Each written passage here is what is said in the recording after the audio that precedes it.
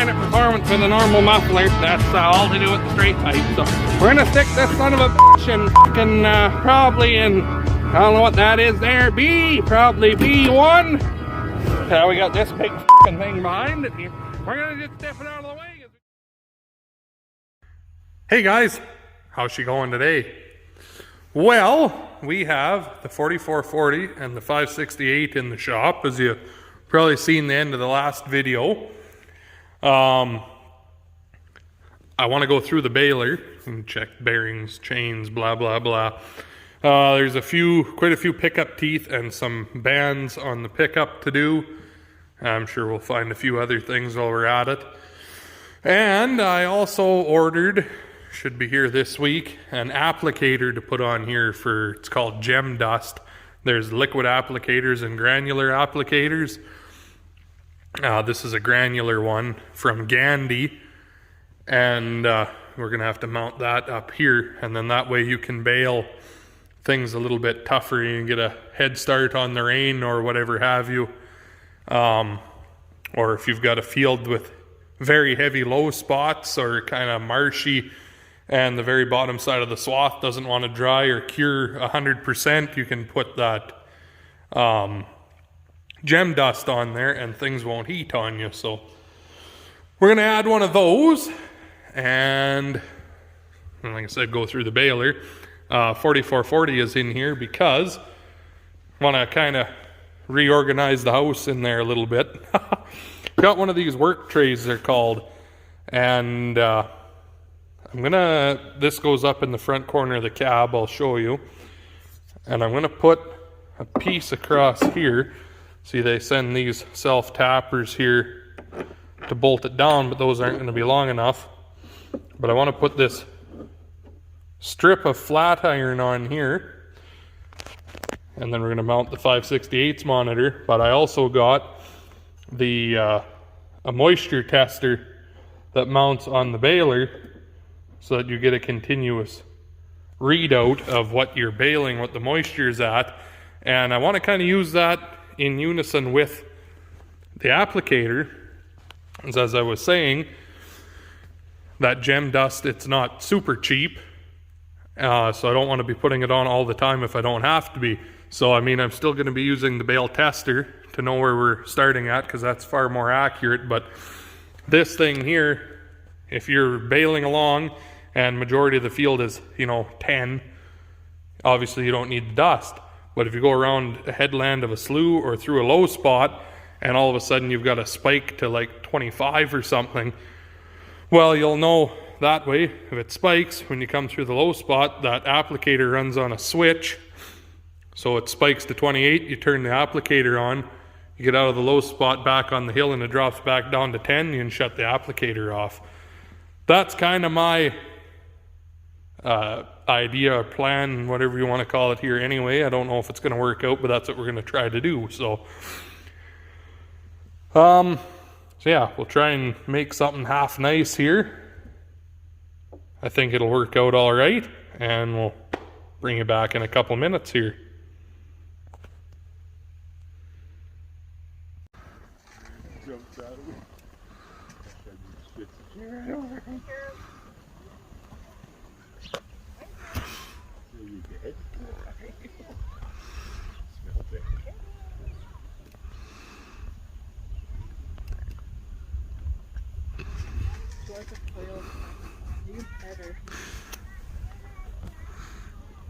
That's the neighbor that owns the 2955 and has the few heifers here. Found him out here this morning having a nap in the straw.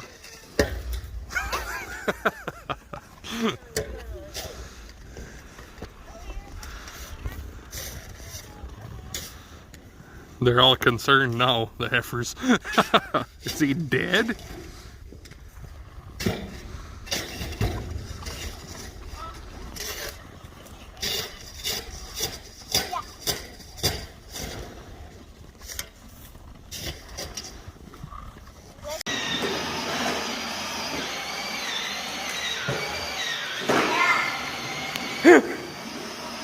Sick air, bro. Yeah. Okay, do it again. we'll get an action shot here. I think this child's starting to get a little bit big for the old scooter, but... Okay, turn the other way. There you go, make a circle. Here we go. Can't you get an inch off the ground? Oh!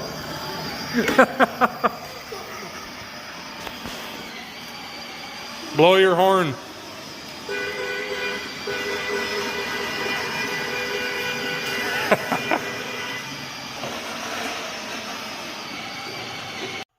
Okie dokie, well, it's the next day. Well, I guess you already seen Sophia riding around on her thing, so you know it's not the same day, but started running wires here for that moisture monitor, and I gotta say, what a fucking moron that designed that thing. It's not actually a John Deere thing, it's just got a John Deere sticker on it. It's actually Agtronics. Because to get the instructions to install it, it's Agtronics website. So I mean, that's kind of a obvious who makes it. What a fucking joke. These 35-foot sensor cables here go all the way down and you put your pads on. I'll show you that after, but what the hell were they thinking? There's this big long fucking cable and there's no connector out here. Like, here's for the baler monitor, obviously. Here's the baler side and here's the tractor side. This goddamn cord runs all the way, quits, and you go all the way up and in and around, and then it plugs in here inside the cab. So every time you hook and unhook the baler, you gotta unhook your wires in here and run the fucking things back outside again. Jesus Christ, whoever comes up with these things, you know. So I don't know, I might peel it back and see what it looks like inside there and cut the goddamn wire and put a plug in outside here so that one side can stay in and one side can stay out. Because Jesus, the goddamn baler catches fire and you take off, half the fucking cab's going to try to come out the back window with all these plug-ins plugged in there. Drive away with the pin pulled out. Fuck, you can't get away because all the cables are holding you back. Anyway, that's my rant for the day. So I'll show you what we got going on in the cab here. We drilled and tapped holes. Dad did this morning.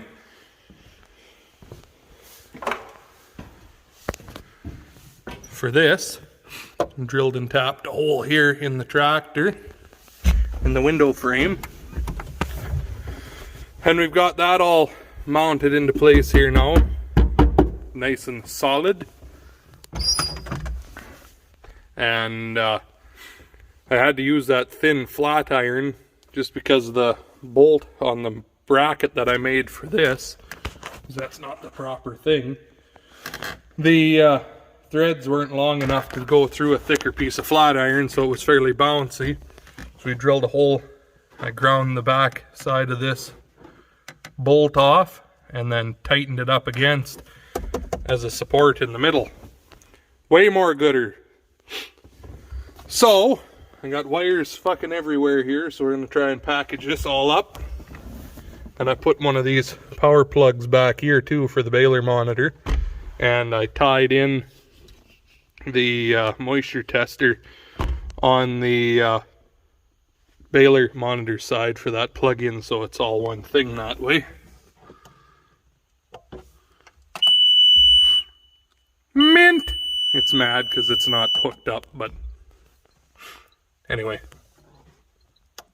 it all turns on, so I guess see if we can figure out with this stupid cable now.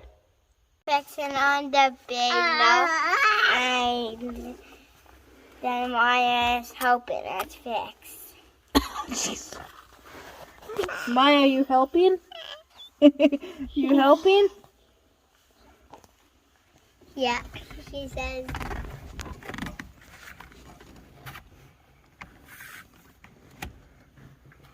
Watching me pull my wire.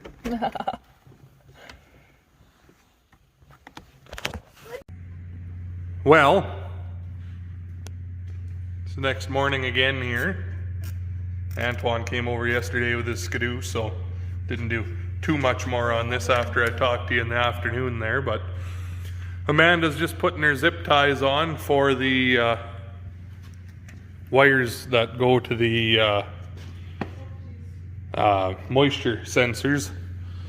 And I made my plug-ins on it here so that you can leave the tractor side there, like I said, and then unhook for the baler.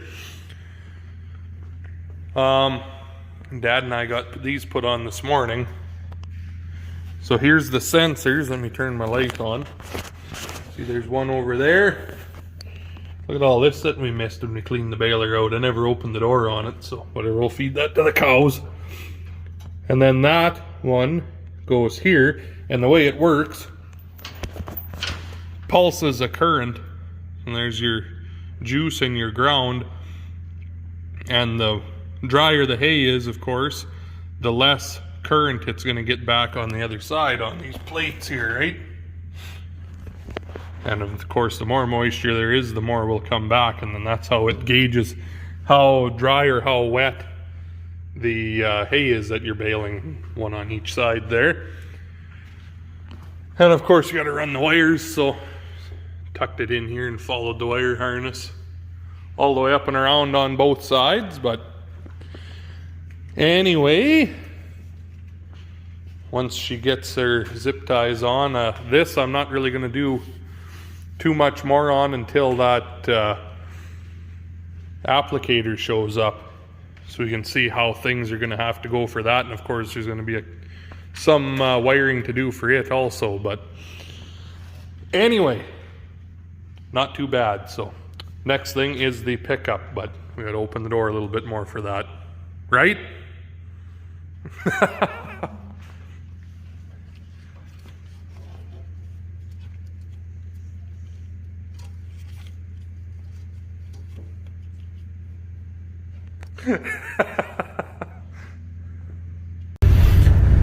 I'll tell you what, kids these days driving on back roads and then they go plowing into the ditch.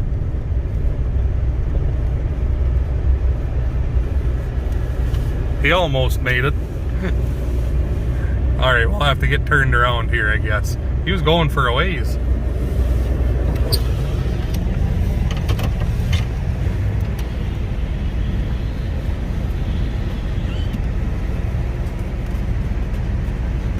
Kids these days.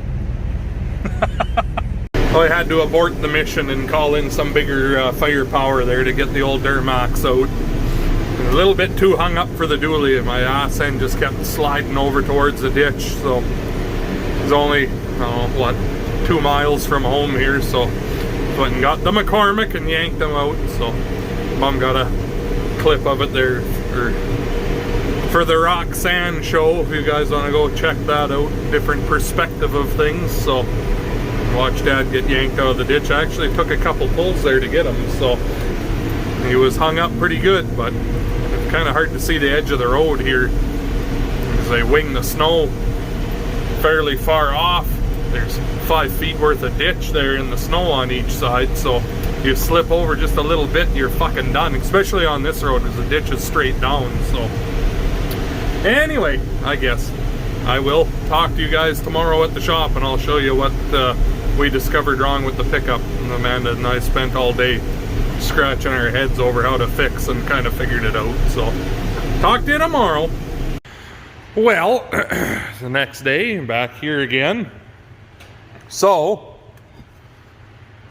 the fun that we had yesterday, we got one pickup tooth off. But I wanted to take the chain off so I could spin the pickup freely by hand. And well, let me get fucking down here. There's 3 bolts. This is the track here, the cam, whatever you want to call it, that the pickup bars follow to make their path, right? So that they move as they're going around, whatever. How it started out, like there's a bearing and all these brackets and they stick out here. there was one piece of like threaded bolt sticking out yet from these holes, and you couldn't see the rest of them obviously, and it had no nut. Oh, well, that's real good. Oh, I'll put a nut on there, I guess, and get things squared back up again. Put the nut on, and the whole thread fell out. All three of the bolts were broke off. So this one here was just thread and it came out. These two here wouldn't move, so I tried welding them out. And every time I did it, I would rip out another piece of bolt, but they weren't moving. So finally I took the option of call a friend, phoned RPM and asked them to send me an expanded view like of the parts to see what all was what. And it turned out that these two here were actually a bolt from this way. So there was a head on the back side here I was trying to pull out. So I had to get that all apart, and what ended up actually happening, I don't know if you guys remember last fall, but the pickup was kind of loud on here, and I just kind of attribute it to broken teeth. But this is supposed to sit straight up and down like this, in behind here, and then butt it up against that plate. Well, with all those bolts broke, it actually turned and got all wedged up inside of here. Well, there's a cam like that on the other side also, and well, of course, with this side turned and the other side the way it was supposed to be, it was making the bars for the pickup bend, because one side was trying to turn before the other. You know what I'm saying? So that's where all our noise was coming from. But anyway, we got her all apart now. Now it'll just be the fun of putting it back together. But sounds like they want me to bring wheat seed. They want me to bring wheat seed to get cleaned this afternoon. So I'm gonna have to go push a bunch of snow here to get to that bin, which isn't the end of the world. So anyway, I guess I think that might be where I leave you for this video. And yeah, I'll bring you back here obviously when we're continuing on working on this. So I guess hope you guys enjoyed the video. So you hit the like button, comment, subscribe, all that good stuff. Thanks for watching. I'll talk to you guys in the next one.